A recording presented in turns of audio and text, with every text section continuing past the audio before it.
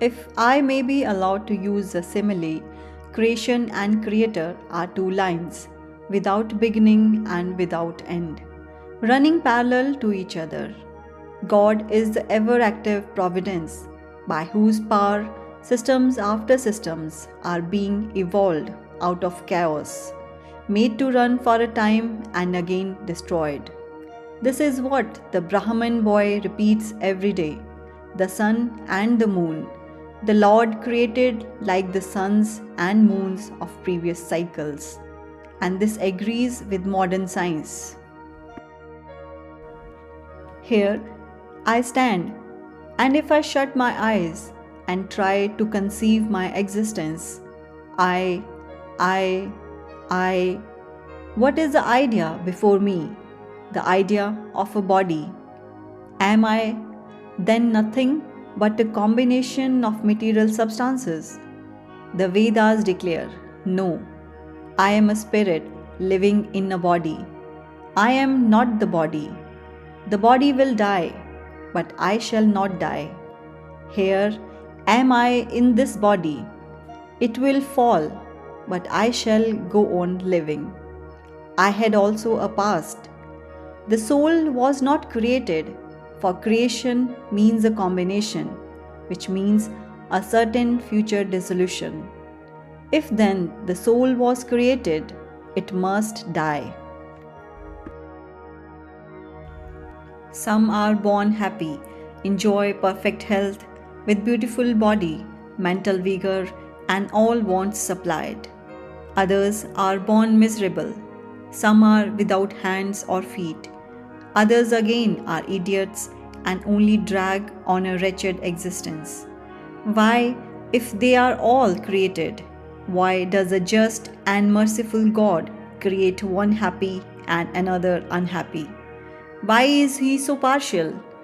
Nor would it mend matters in the least to hold that those who are miserable in this life will be happy in a future one.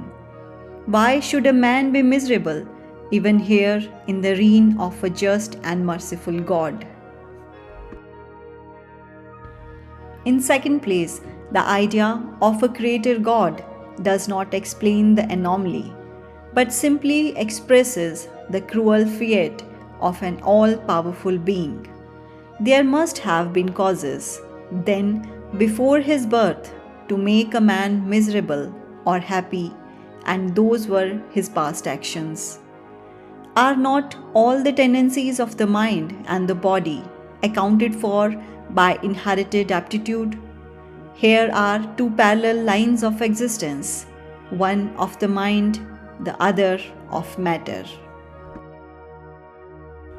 If matter and its transformations answer for all that we have, there is no necessity for supposing the existence of a soul. But it cannot be proved that thought have been evolved out of matter.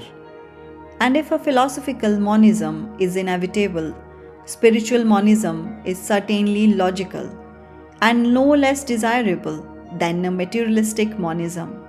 But neither of these is necessary here. We cannot deny that bodies acquire certain tendencies from heredity, but those tendencies only mean the physical configuration through which a peculiar mind alone can act in a peculiar way. There are other tendencies peculiar to a soul caused by its past actions, and a soul with a certain tendency would, by the laws of affinity, take birth in a body which is the fittest instrument for the display of that tendency. This is in accord with science, for science wants to explain everything by habit, and habit is got through repetitions. So repetitions are necessary to explain the natural habits of a newborn soul, and since they were not obtained in this present life, they must have come down from past lives. There is another suggestion. Taking all these for granted, how is it that I do not remember anything of my past life? This can be easily explained. I am now speaking English, It is not my mother tongue. In fact, no words of my mother tongue are now present in my consciousness. But let me try to bring them up and they rush in. That shows that consciousness is only the surface of the mental ocean, and within its depths are stored up all our experiences. Try and struggle, they would come up, and you would be conscious even of your past life. This is direct and demonstrative evidence. Verification is the perfect proof of a theory. And here is the challenge thrown to the world by the rishis.